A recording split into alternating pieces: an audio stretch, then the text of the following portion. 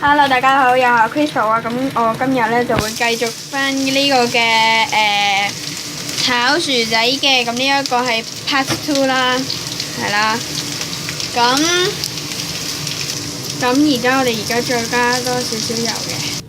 咁因為咧因為佢頭先已經炒到差唔多10幾分鐘啦，我都唔知幾多分鐘。我係唔睇時間嘅，我睇佢嘅顏色就知熟唔熟㗎啦。咁咧因為頭先加嗰個油咧有防面佢咧，真係燒到炒到好燶好燶，就唔會變成金黃色，變咗黑炭咁黑色咧，就會覺得咧馬上又唔係幾好，又唔係好好食咯。煎燶咗之後就會苦咧，有啲好難食嘅嗰啲。咁我哋係一路咧都係用嗰啲中火炒嘅。咁我頭先又再加咗一次油啦，因為有驚佢咧炒到好燶啊嘛。要每次都加少少咯。如果你唔中意食咁多油嘅話，可以少加嘅。不過咧就唔好炒咁耐咯。咁其實煎呢個嘅薯仔咧就可以用嚟炸都得嘅。係啦，咁我哋就用咗煎呢個方法啦。我會煎好味啲。OK 啦，咁我哋就炒到咁樣啦。咁而家我哋就會加呢個嘅油啦，再加多一次嘅，咁加喺呢個中心啦。然後我哋就會加呢一個嘅薑蒜啦，即係加喺中間嘅。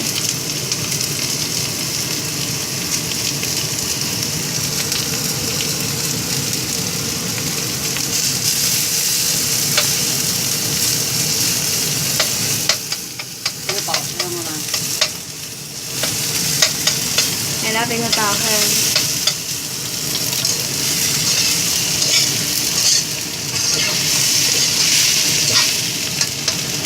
然之後，我哋就再加呢一啲嘅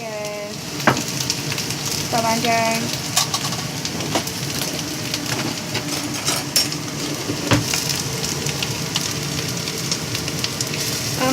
個豆瓣醬你隨你中意，想加幾多就幾多。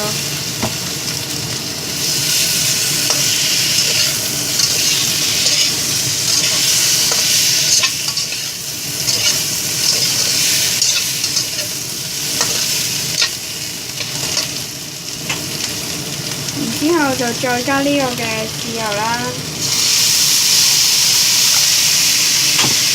咁呢個豉油咧就係頭先嗰樽嘅豉油啦，然後再加呢啲嘅胡椒粉。咁嗰個豉油就係倒咗落個樽嗰度啦。你再加埋呢個嘅五香粉，頭先唔記得介紹嘅。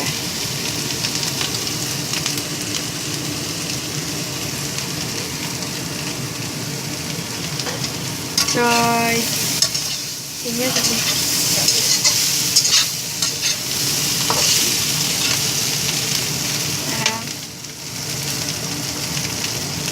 然之後再加啲葱花，再雞粉都唔記得介紹嘅，好多，因為而家好多嘢，但係唔記得介紹咯。呢個嘅雞粉，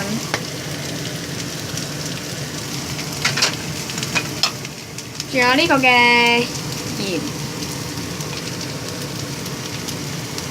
大概加半羹左右啦。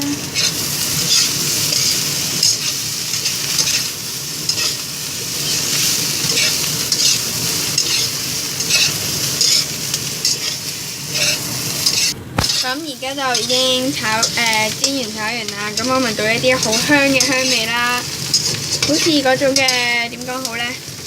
總之好香啦。咁而家就上碟啦。咁係啦，咁一碟呢咁香嘅煎土豆呢就搞掂㗎啦。